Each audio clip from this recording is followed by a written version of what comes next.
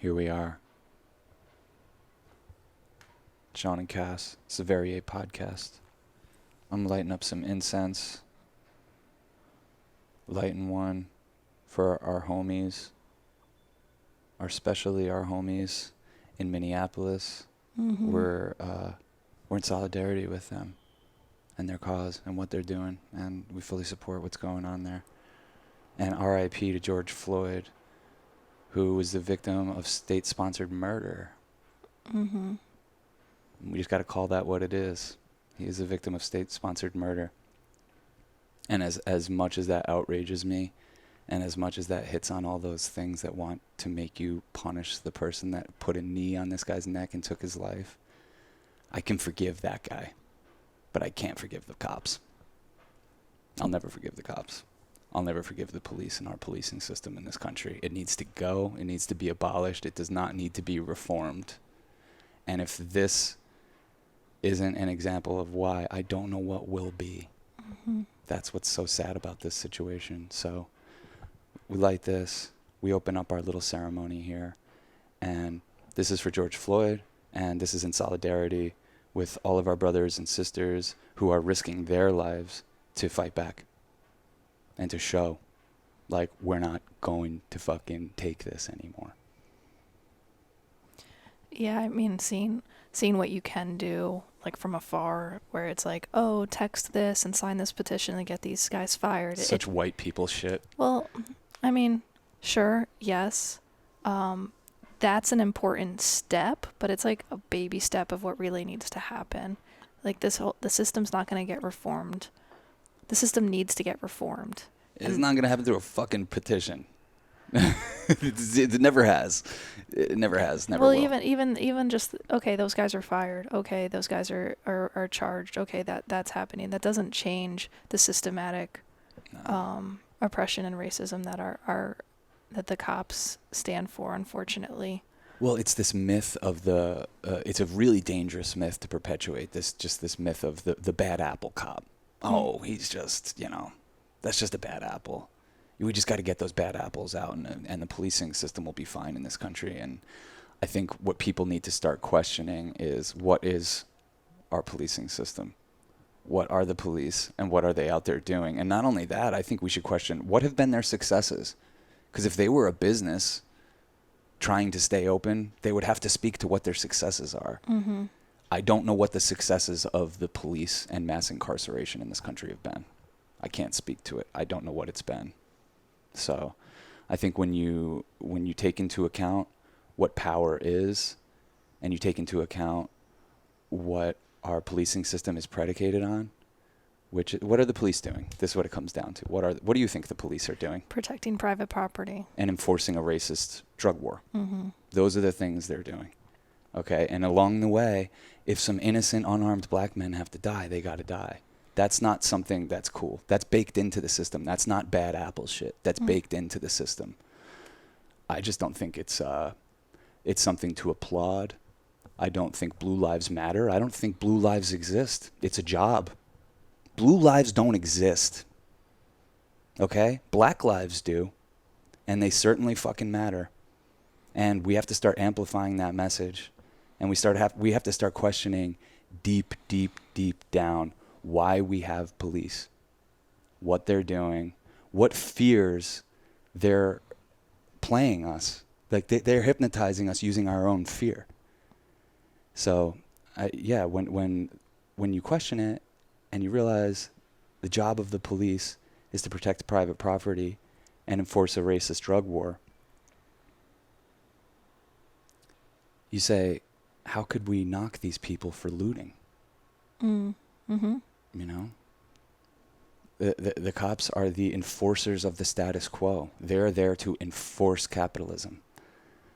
And what is capitalism predicated on? The exploitation of labor. And white supremacy. Really, that's what it's rooted in, So what the cops do is system sustaining. It ain't about keeping you safe. Mm-hmm. It's about keeping the system the way it is. So you got to look at that.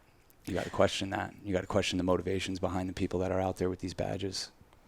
Yeah, I wish the conversation wouldn't get so lost and distracted into, well, they don't need to be burning down or looting. Oh, they do. Yeah, they do. Yeah. What if the police are out there enforcing capitalism, make it so capitalism can't happen there anymore. So private property isn't respected anymore.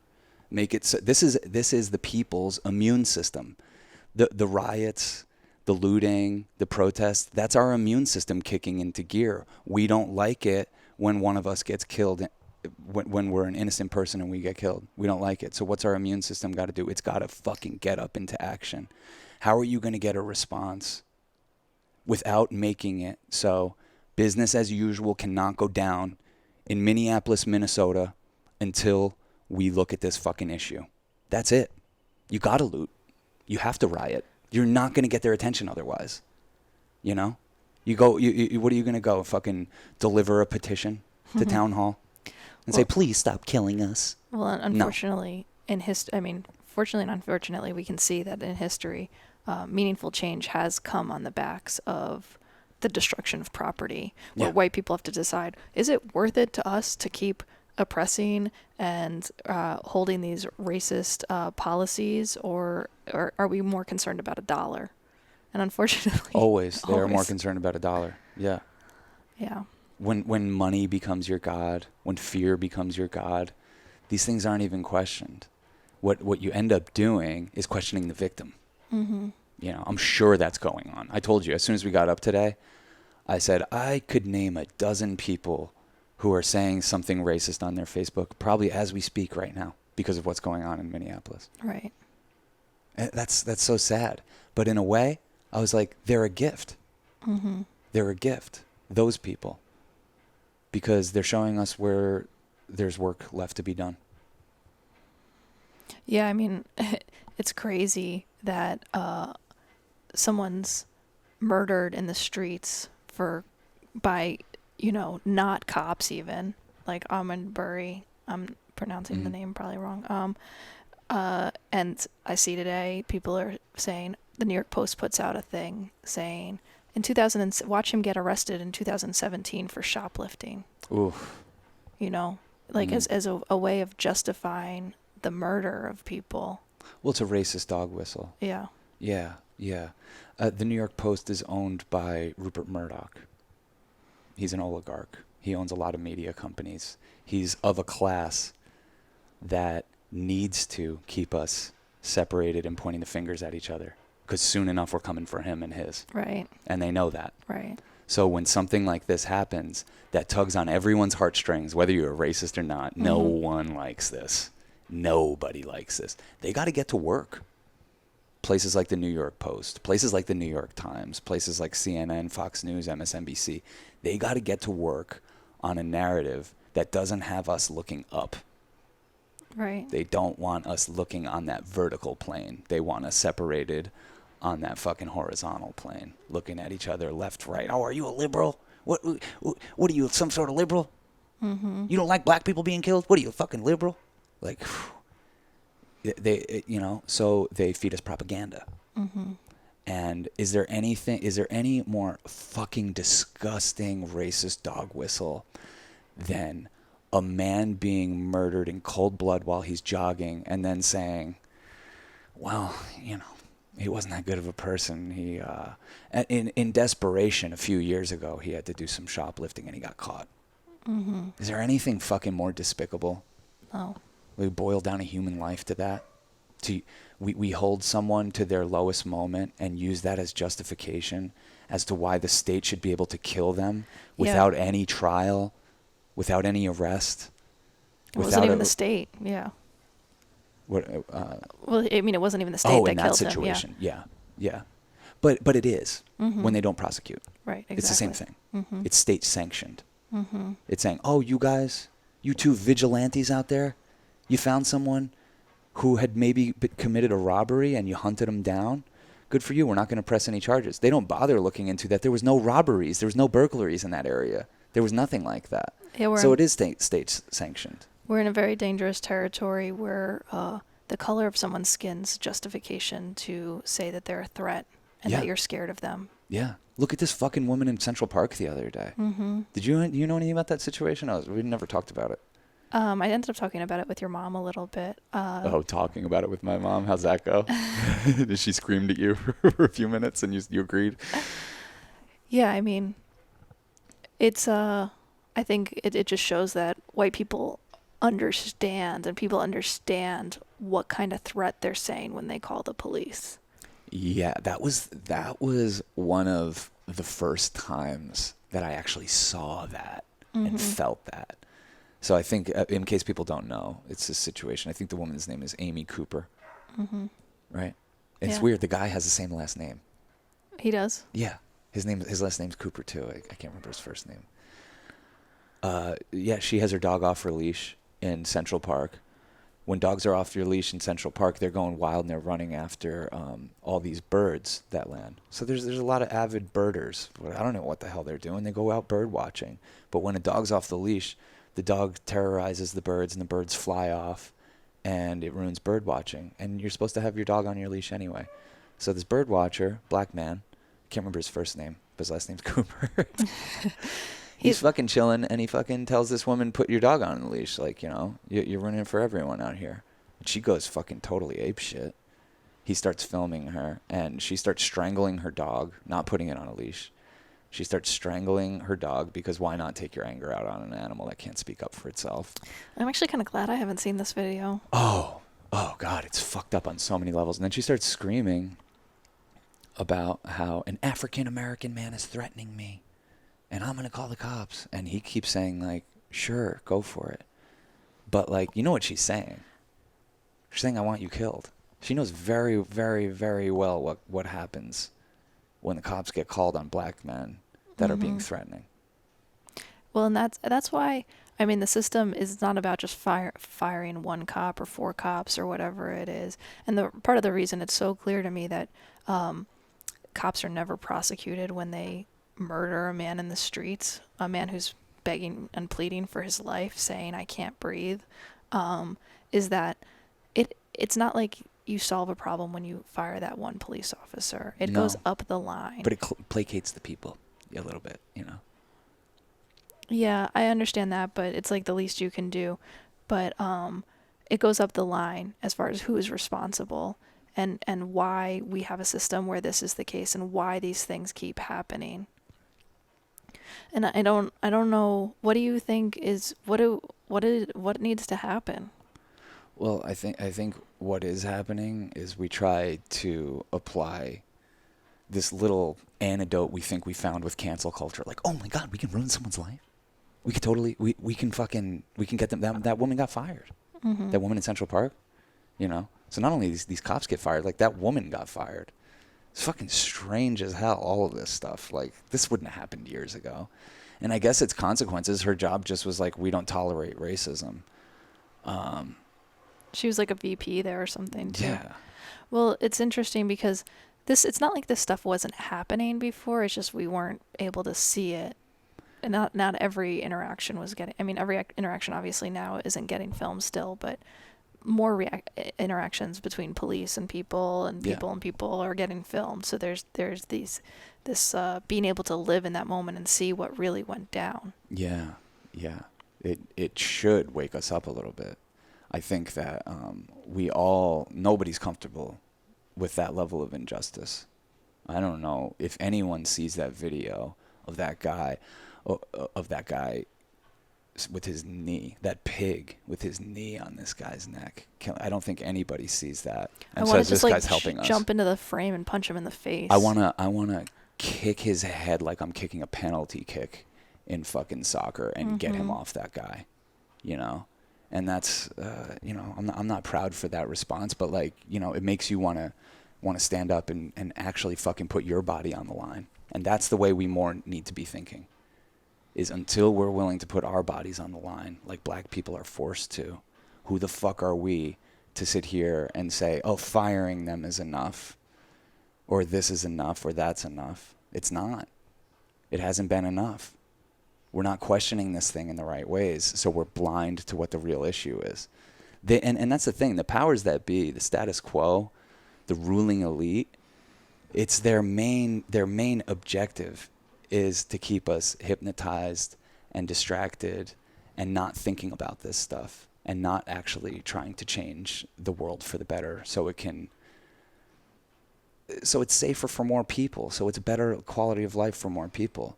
So when I see what's going on out there, I see people that are like, they have a passion for life and they have a passion for justice, and they're part of a system that has left them hanging out to dry in so many ways. And it's time for them to fight back. And to me, it's a beautiful thing. And if you're more concerned about private property during times like this than an individual's life, just think about that. Just think about that. You're a victim of your own of the media hypnosis, if that's Right. if that's what your concern is. Right. If you're looking at these looters coming out of Target or fucking AutoZone with some shit that they decided to steal to send a message, and not looking at the $484 billion that the billionaires in this country just stole from us. They got $484 billion richer since the pandemic. Mm-hmm. And what did we get? $1,200 if we're lucky. Mm-hmm. This is the fucking seeds for the fucking class war. The class war has been going on. We just haven't been fighting it because we've been blind to it. We've been victims of it. Mm-hmm. So this is what happens. And this is definitely about police, and it's about police brutality, but it's about a lot of other things. And we're going to see that play out. And the media narratives aren't going to tell you that. The media narratives are going to be telling you, hey, this guy wasn't the best dude, just so you know. You know? Mm-hmm. That kind of shit. And, oh, we can do slow reform, or this just needs to happen, or we fired him, that's enough. And no, it's like, okay, fire, prosecute, reform, change the system. I mean, it's not enough because it keeps happening. And it's not going to happen in these like incremental changes, because the incremental changes, one are not happening, and two, have not brought meaningful change, and three, it's not incentivized. I mean, what incentivizes change is the destruction of property. Yeah. Yeah, exactly.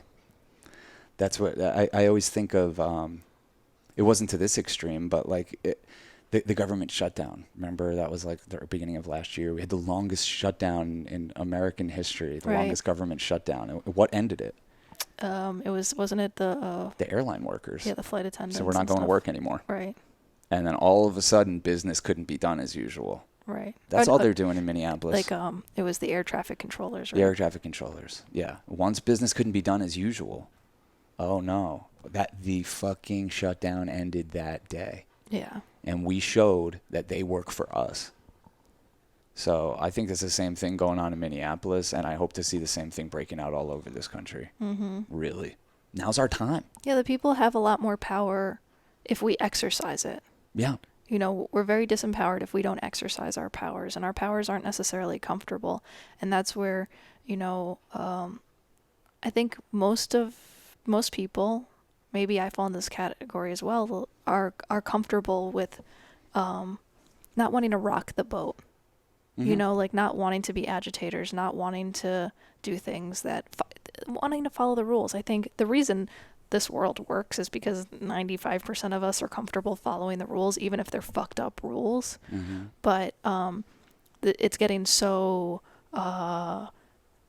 injustices are so bad that following the rules is it's almost immoral. Who made the rules? Yeah. And what are they about? You know, these are things that we're not taught to question. Mm-hmm. We're so hypnotized that we're taught, and I think most people feel that democracy is about pulling a lever in a voting booth every 4 years. Right. That's not democracy. That is not democracy. Democracy is a process. It's not even something that necessarily gets achieved. It's something you continually fight for the expansion of rights, the expansion of equality, and the expansion of justice. That is what democracy is. And if we don't have that in our head, we're fighting the wrong fight. Mm-hmm. We're fighting their fights. So democracy isn't something that gets solved in a voting booth at all. It's actually a million other things. And the voting booth is just like this symbolic thing. But I think less democracy is going on in there than most places. But, you know, it's up to us to say, I am that dude that just got killed. You know, I am his family. Mm-hmm. I am his brother. I am his cousin. I am his community, you know, and I'm not cool with that. And I'm willing to put my body on the line. Yeah, and I mean, waking up to the fact that these people who our taxpayer dollars pay to serve and protect are not serving and protecting part of our population. If anything, they're a threat to part of our population. And Of so course. how can we stand by and think that having police in our current setup is anything but a huge mistake and disservice to humanity? It is. It's a huge disservice to humanity. It doesn't allow us to realize what our problems are and solve them efficiently and solve them humanely. Right. You know, somebody else will take care of it. And there's no nuance in policing. No. None whatsoever. No nuance whatsoever. Because there's no nuance in having a gun. Right. If one of us had a gun right now, do you think this conversation would have the same vibe? No. Do you think would be any softness, or would it be tightness, or would it be power games? Yeah. Yeah. Well, and that's the thing is like a friend of mine told me how she called the police on because her and her roommate got into a physical altercation. Mm-hmm. And of course the police come and they both get roughed up and brought to prison or jail, sorry. Really? Yeah. Well, she's black. Yeah.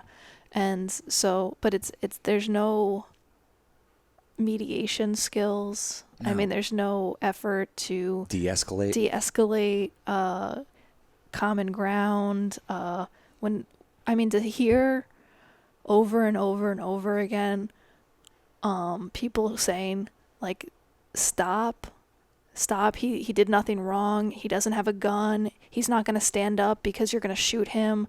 Like, to hear the calls and the police just standing there with their guns drawn and not being able to, they're like in a... Yeah.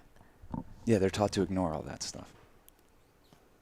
You know, they're just going through with their training. Mm-hmm. Yeah. We have people in our lives very close to us that are cops. I hate what it's done to them. It makes you a racist if you weren't already. Well, I can tell you that much. I also think that 100%. the way that the system operates, it's not serving cops either. You know, we're not trying to really deal with their PTSD. No. Treat them with like that they are going through things of trauma, that they are the ones to first respond when someone's been shot or when something bad has happened. You know, they are the first responders, and I don't think that we should have a culture or a society where there aren't first responders, where there aren't people who can help people. Oh, totally. I think that in the psychedelic socialist future of our dreams, there is like dozens of types of first responders that when an emergency call gets made, certain kinds of first responders get dispatched. Because I don't think that every form of first response requires a gun being drawn, you know, or a person with a gun. I don't understand why it isn't that the cops aren't anti-gun. Like, wouldn't it make their job a lot safer? Like, shouldn't they be on the front lines of the anti-gun movement? Yeah, but you're acting like they're not just there to serve commerce to begin with. They take their orders from the capitalists. Right. You know, and the capitalists have the lobbyists who influence the lawmakers to make the laws in their favor. And then politicians are also scared of the police. Yeah. And doing anything that's... They're too powerful. Right. You'll never hear a politician really say what needs to be said about the police in this country. And if they do, the police will come down on them. I remember the police came down on Bruce Springsteen. They wouldn't protect him. Yeah, he was playing Shea Stadium. It was right around probably the late 90s, early 2000s. He had made a song called 41 Shots. Do you remember that police killing where there's a black dude, I believe in New York. Which one? There's so many. That's why I'm embarrassed that I don't have the names on the tip of my tongue, but you know. there was this guy in New York, and the police surrounded him. He was on his own front porch, and he pulled out he had his wallet or something like that, and they were like, gun, and they shot him 41 times. Jesus. And Bruce Springsteen made a song called 41 Shots, American Skin, and the cops wouldn't protect him. Mm. Yeah, I wish. Instead of the cops saying, yeah, that was fucking gross. That's the worst thing. This thin blue line, this like cops protecting cops is so despicable to me because it causes, I think, Americans to have a huge distrust of the police. If I can't talk to a cop and then be like, I remember getting in a fight on Facebook back when Eric Garner was murdered. Was murdered for allegedly selling loose cigarettes. Right. I remember like getting in a fight with a cop about that being a chokehold.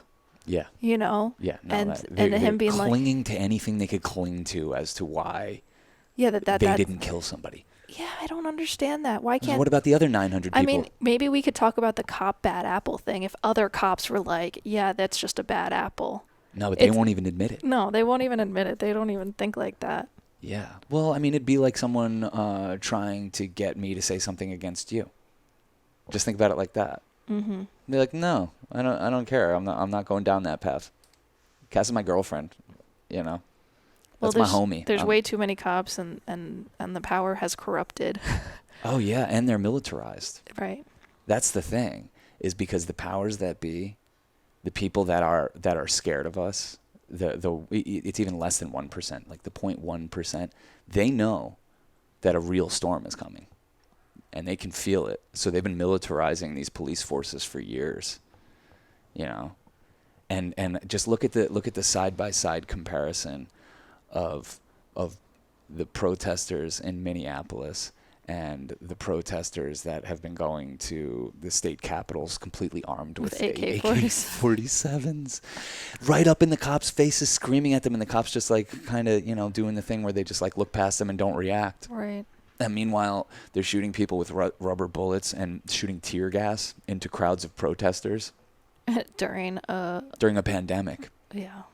Yeah. You know, tear gas is illegal in war. We're not allowed to use it in a military conflict. Oh, I didn't know that. You know that? No, I didn't know that. We're not allowed to use tear gas in a military conflict, but we use it on our own people every day.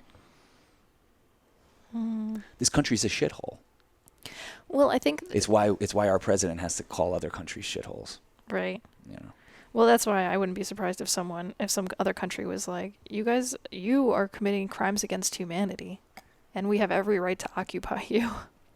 Yeah. I mean, like, we sit here and we fucking poke at Venezuela, and we poke at Iran, and we poke at North Korea, and we poke at China, and we fucking fuck with them. We poke at Cuba, you know, because their way of life threatens ours. Because their system of looking out for their people first and foremost is not the way we want to do it here. But we'll invade those places. We'll bomb those places on behalf of the oligarchs. We'll do that to keep their people in line, to switch their systems. Imagine if Venezuela occupied Flint, Michigan, and sent troops in and said, yeah, this is biological warfare. This is chemical warfare. Right. You know, people are being poisoned. They've been being poisoned. They haven't had clean water since 2014. Imagine if Venezuela or Iran or some country that thought they had the moral leg up on us came in here and fucking occupied or started setting up military bases and keeping an eye on us. Maybe Canada should occupy us. What we need to do is do our best to dismantle this empire from within, and dismantle capitalism from within, and dismantle white supremacy from within. That's so hard to imagine. I mean, I think I've said this before, and it's become common knowledge. It's easier to imagine the end of the world, you know, like a meteor hitting us and the world exploding, than to imagine an alternate to capitalism, even though capitalism hasn't even been around. It's been around for a blink of an eye. Right. And we think it's the only way. And all these jokers say, oh, but you're in capitalism. You're going to complain about it? Yeah. Yeah, because I had no choice. I don't remember signing up for this. Well, and also there's just better ways. Like, our criminal justice system is not just one. It actually hurts people. It hurts communities. It hurts families. And we just, I don't know why we're not going to, I mean, I do know why, and I'm sure you could tell me why, but more common sense things. Common sense as far as like, okay, if we traumatize a criminal more, he's just going to go do more crime, you Yeah. know? Or this person is doing crime because he's been traumatized, because of the exploitation of systems, because of the oppression of communities. And why isn't it our human instinct, our better instinct, why isn't our systematic instinct to look at a problem, realize that we're making the problem worse, not better, and to do real solutions that help people? Because it's not system sustaining. And you have to understand who's in charge and the fight that's ahead of us. And it's not just going to be, it's like that another dangerous myth, the benevolent billionaire. Right. Why can't Bill Gates just fucking use his money to forgive student loan debt? Why can't Bill Gates or Elon Musk, make sure that homelessness is ended? They have enough money themselves to do that, to make sure homelessness is ended in this country. Well, why don't they do that? Well, because what you were saying, because it wouldn't be system sustaining. But I don't understand. I'm sorry to keep saying I don't understand, but I don't understand why we don't see that if we had universal basic income and there was a line before that Below people don't, which no one fell. Yeah, that it would support commerce because people would be able to afford stuff. It would decrease crime because people aren't starving and hungry and desperate. It would decrease drug abuse because a lot of drug abuse is out of desperation, mental health desperation and that sort of thing because of self-worth and different things like that. Like I see so many ways that universal basic income doesn't serve just each person on an individual basis but it serves like the entire community. Well, I think that the reason we don't go towards that is because it wouldn't play into the narrative of like the bullshit meritocracy. Well, the winners and losers. Yeah, it would be acknowledging problems we don't even want to acknowledge, because right now it's really easy to point fingers and just be like, get a job. Oh, you already have 3? Well, get another one. I mean, it worked out for me. I'm fucking fine. Why don't you get a fucking another job? Right. You know, it's really easy to be like that. But I think when you start talking about universal basic income and all those and Medicare for all, these things that are just so obvious they should be centrist policies, I think you're talking about tearing down a system that a lot of people rely on. I think that you're talking about decreasing economic inequality, and the capitalists and the oligarchs and the greed that flows through every cell in their system does not agree with that. So they're going to fight, and they're going to fight, and they're going to fight. They're not going to give us that. Look, they're not freezing rent or mortgage during this. Yeah, that's theft, No right? one's been able to work through March, April, May, and now into June.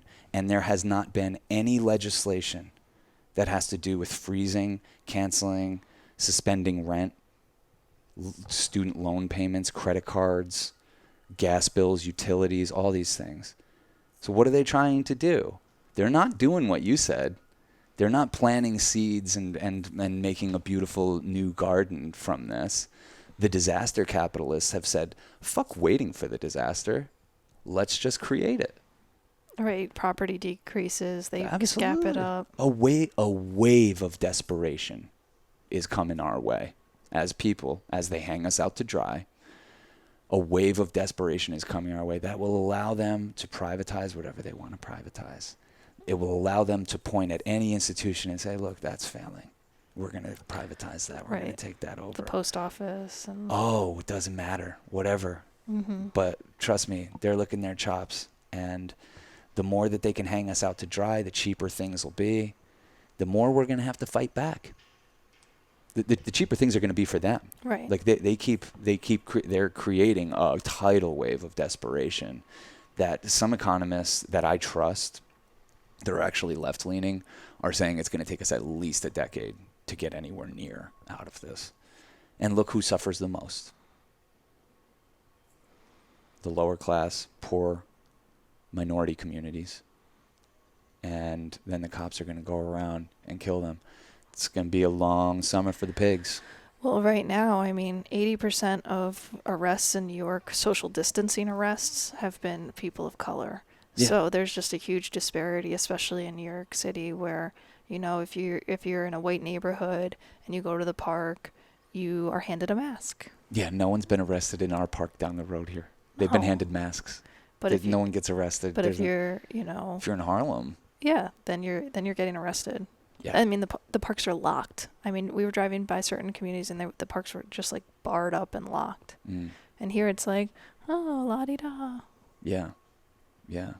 Because that's what they wanted to do already. They want to criminalize certain communities, whether it's marijuana or Well, they broken have windows. to. They have to criminalize these communities because they don't serve capitalism, or they do because they very much fall on the loser side of things. But they're not interested in having those people live free lives.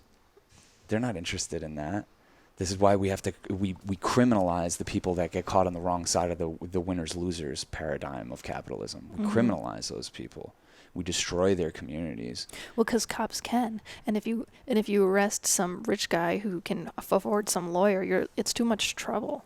It's too much trouble to try to do anything against Trump, you know. And that's where it's like, because he can defend himself. Yeah, exactly. Yeah. So, our for-profit criminal justice system is going to try to, if anything, to target the people that can't defend themselves.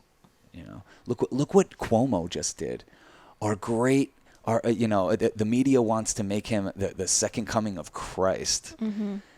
Mario Cuomo is.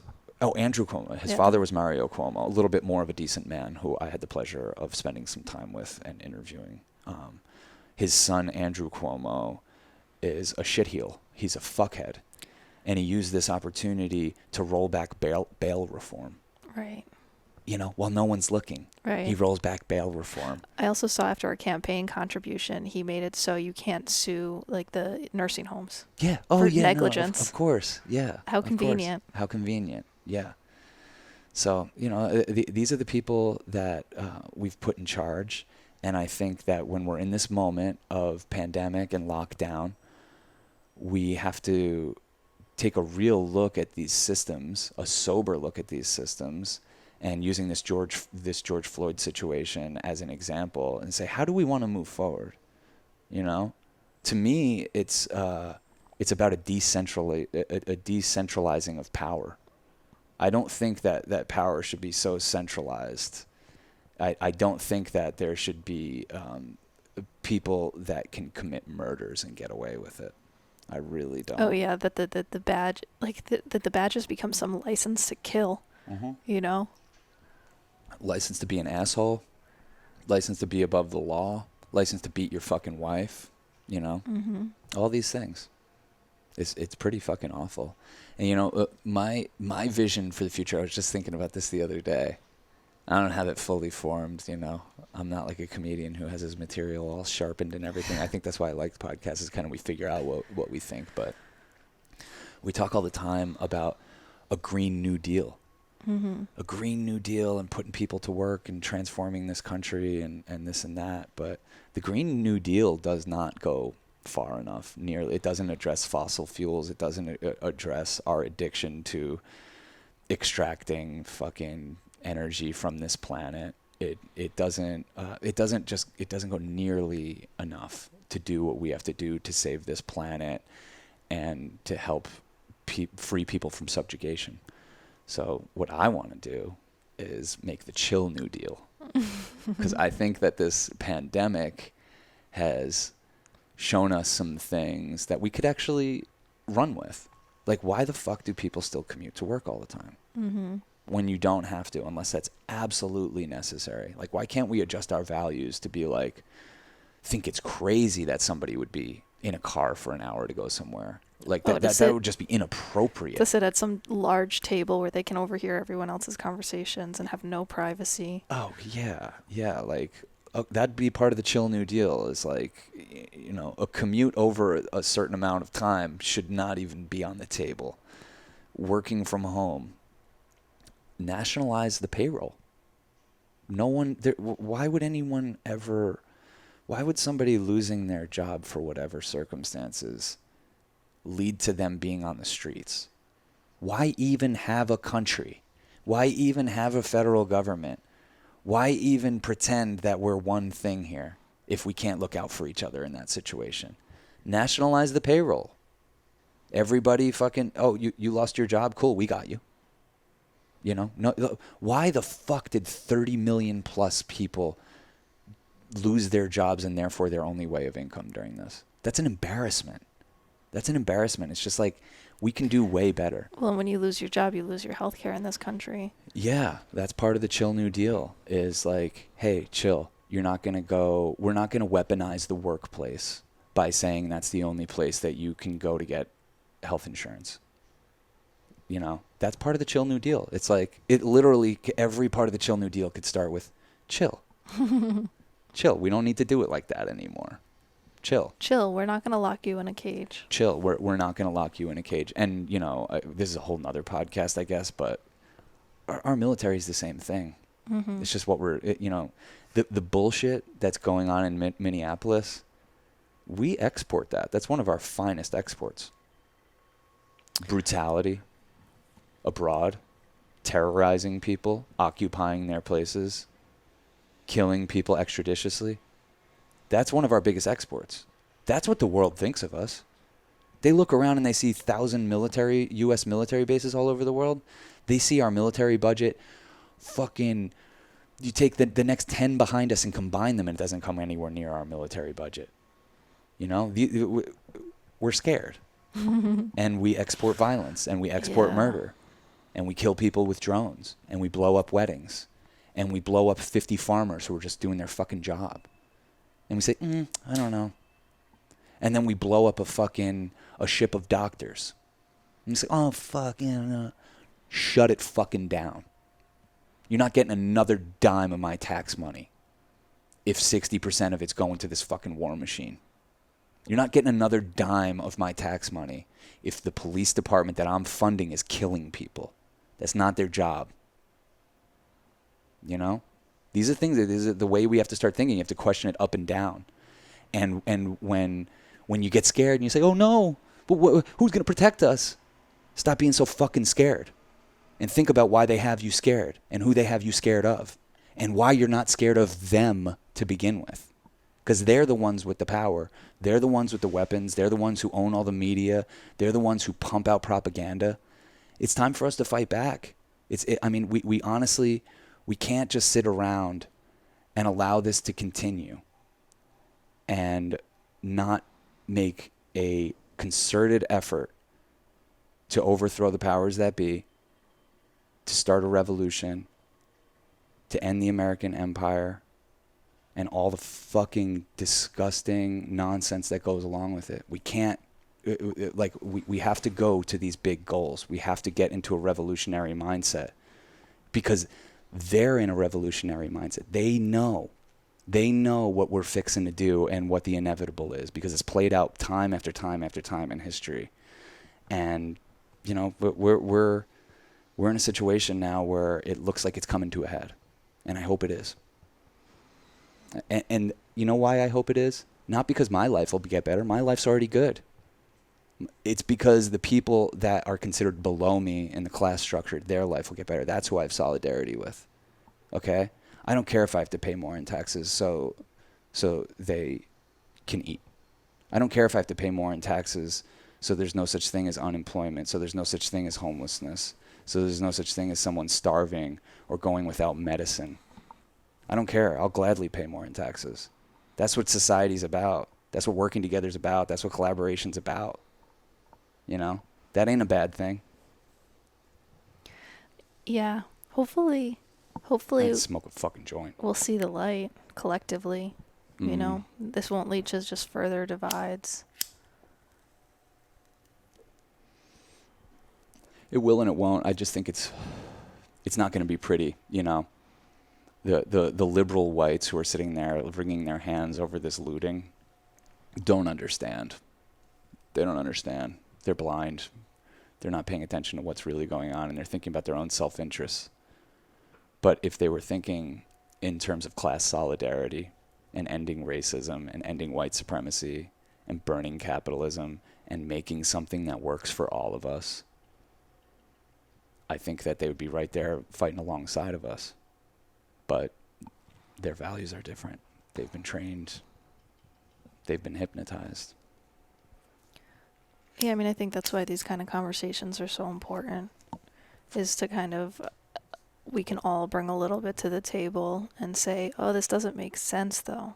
Because, I mean, if you don't talk about what makes sense, it's hard to see it, you know? Yeah. We get so, like, hypnotized, like you're saying, distracted into, oh, this is the way society is. And it's like, who created this? Wait, why is it the way this is? Why? Who's in charge here? Why did we put them in charge? Have they proven themselves to be able to remain in charge? Are they helping more than they're hurting? Are they hurting more than they're helping? Like, these are important. We as a society need to engage more. It's always people that haven't woken up to their own divinity that have no problem with what's going on and can be glib and kind of like, whatever, shut up. You know, it's always people that they haven't woken up to their own divinity. So therefore they couldn't see it in another person. And they see someone exploited and they don't understand that that's that person's one chance at life. You get one fucking shot. I get one shot as Sean as far as I know. That's sacred. That's sacred. And I hope that if I was in a cage that you would realize that you are me and that my one shot at life shouldn't be spent in a fucking cage or being monitored by the state or being told what to do, what to say, where to go. Those things should be off the table. And I'm not even talking about incarceration. I'm talking about work. That's how most people are incarcerated. They incarcerate themselves. They go into their little jail cell every day and they lock the door and they come out 40 years later and they say, where did it all go? Where'd all the time go? What did I do? I slaved away because I made my priorities about the accumulation of stuff. Well, also the accumulation of stuff for someone who's benefiting more than you with a job that you're not, you're making money for someone else to make more money. Oh my God. I mean, Jeff Bezos is the richest man in the world by far. And his employees are the most exploited in the world by far. And people hold him in high regard. You know? It would be like praising the plantation owners. Well, it's like, are you fucking kidding me? Like, we used to have kings, and then we were like, this is bullshit. Like, can't we see that this is we're in a modern king situation? And that, well, and people want it. People like it for the most part because they haven't woken up to their own kingdom. So they like that they have a daddy figure. They like that the police are going to come and spank somebody and kill somebody and they love all that shit. Yeah. They love it because they're not awake to who they are. And once you do, you can't ignore all the stuff we're talking about.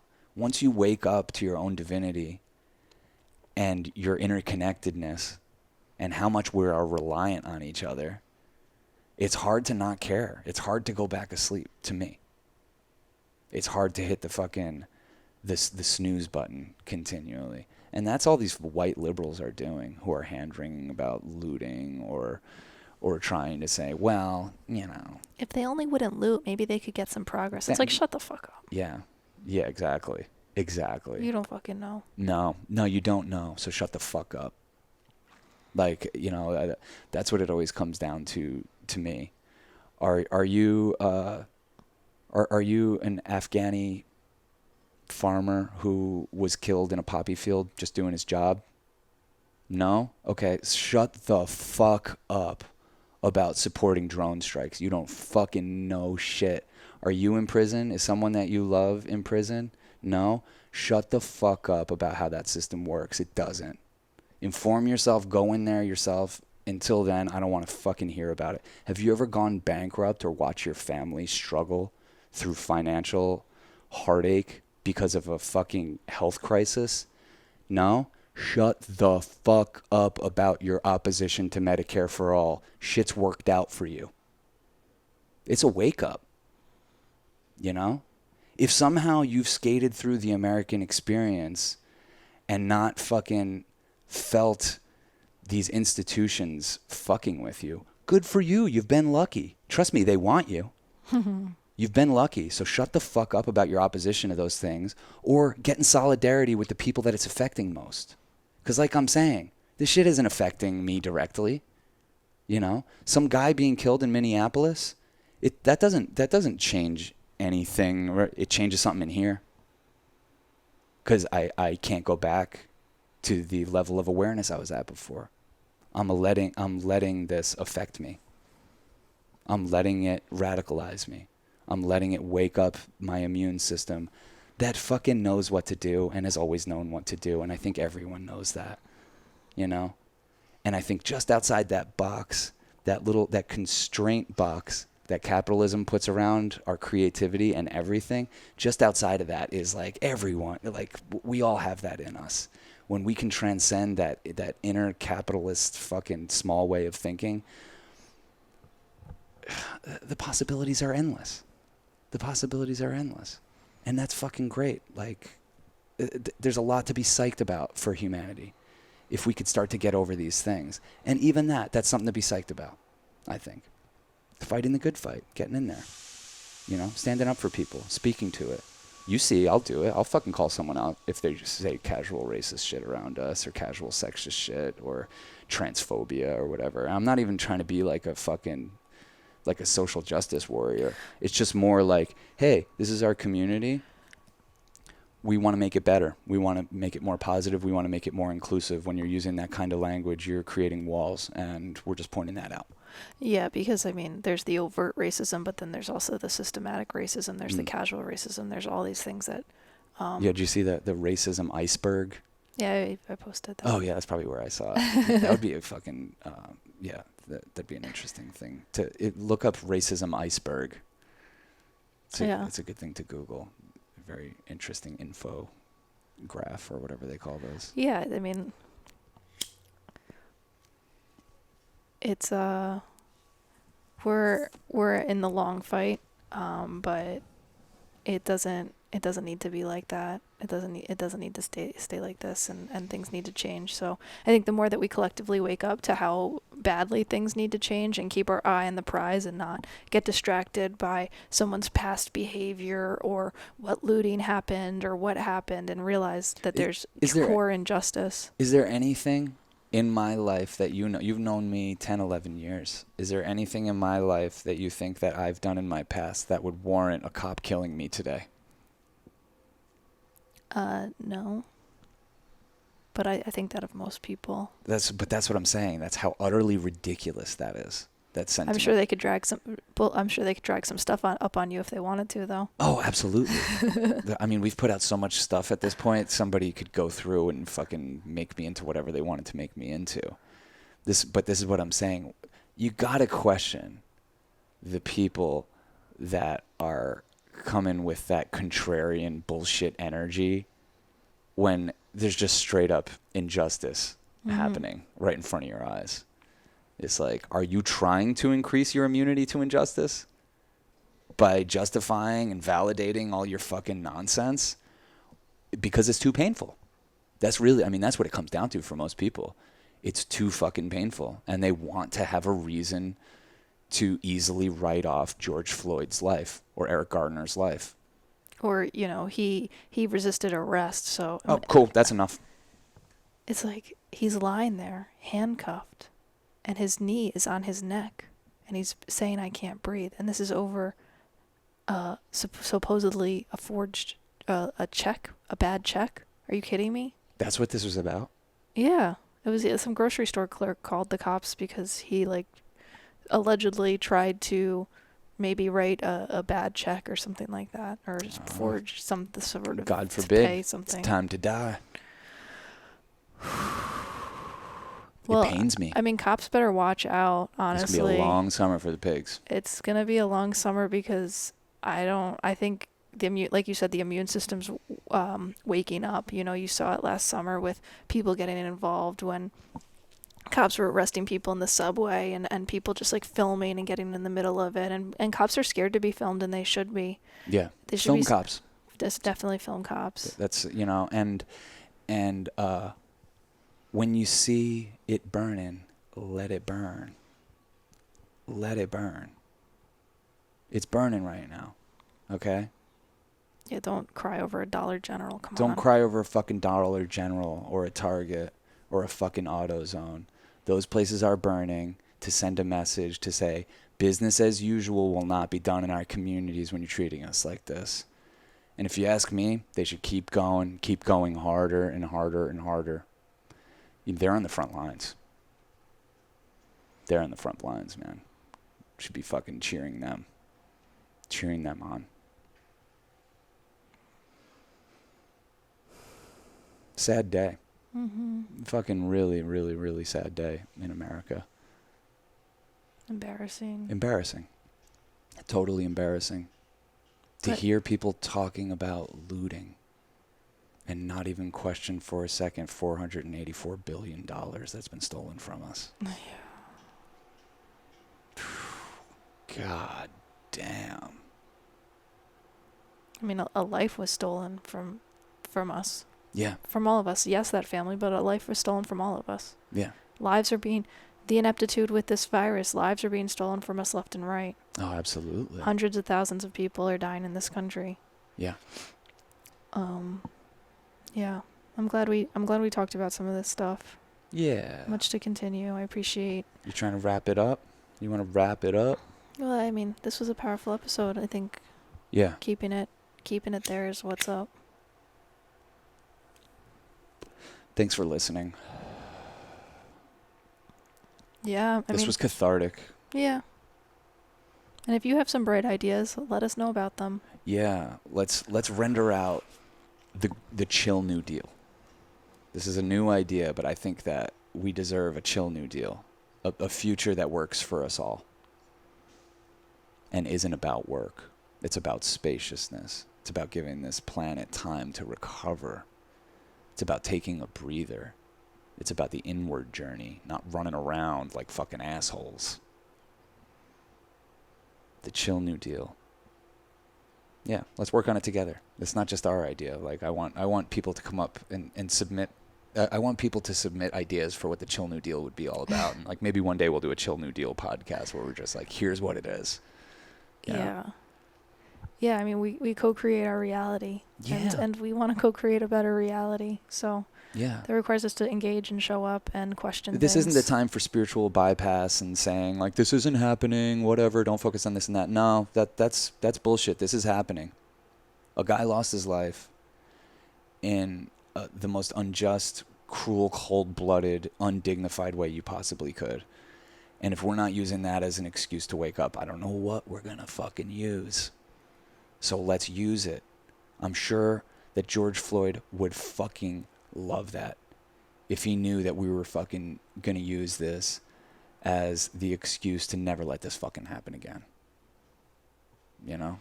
And to make the cops scared of us again. And to make sure that they know that they're working for us. And if you want to know our opinions, abolish the police. Abolish the prisons. Sow better seeds. We can make a better future. Thanks for listening. It's the Very A Podcast. We're Sean and Cass. We have a radio show called Church of Chill that is on the Very A Podcast feed on iTunes, Spotify, SoundCloud, and Stitcher. And we have this YouTube show if you're watching. And if you're not, check us out on YouTube. It's a lot more interesting. YouTube.com/veryape. Yes. Thanks again. Peace and love.